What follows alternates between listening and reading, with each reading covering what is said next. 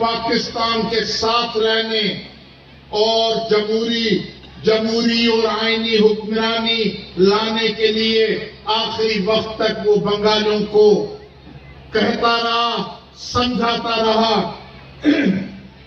لیکن آپ لوگوں نے نہیں سنی۔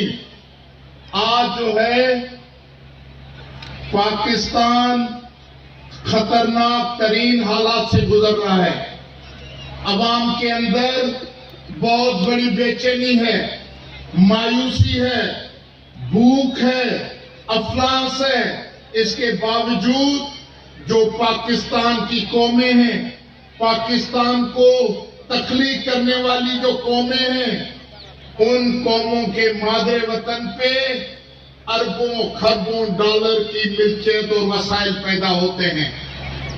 وسائل ہیں، لوگ محنت کرتے ہیں، اس کے باوجود بھی ہمارے بچے بھوکے ہیں، ہمارے گریجویٹ نوجوان بے روزگار ہیں، ہماری بہنیں آج تک کوئی خوشی کا ایک دن گزارنے سے قاصر ہیں۔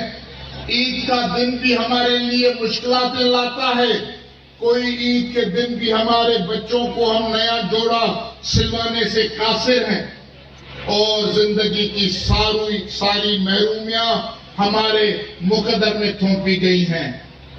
کل آپ کا ایسٹرن بارڈر جو مشرقی بارڈر ہے، وہ آپ کے لیے دشمن تھا۔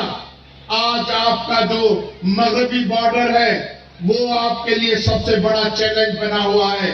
آپ خود اپنے ارد گرد دشمنیاں بڑھا رہے ہیں۔ کل ایران آپ کا دوست تھا، آج آپ کا دوست نہیں۔ کل افغانستان آپ کا دوسرا گھر تھا، آج آپ کا دوست نہیں۔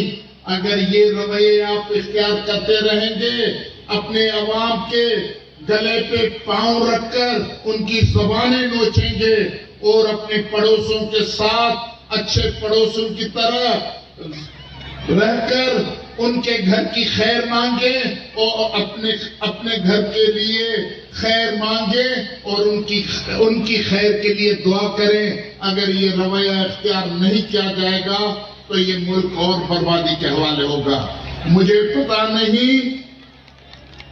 پتا نہیں کہ پشتون کیا سمجھتے ہیں، لیکن میں شاید ایک قومی کارکن کی حیثیت سے میں سمجھتا ہوں کہ پشتون اقوام کا یہ پورا فیصلہ ہے کہ وہ پاکستان کے ساتھ رہنا چاہتے ہیں اور خود سمجھتے ہیں، لیکن پاکستان میں غلاموں کی طرح نہیں رہیں گے۔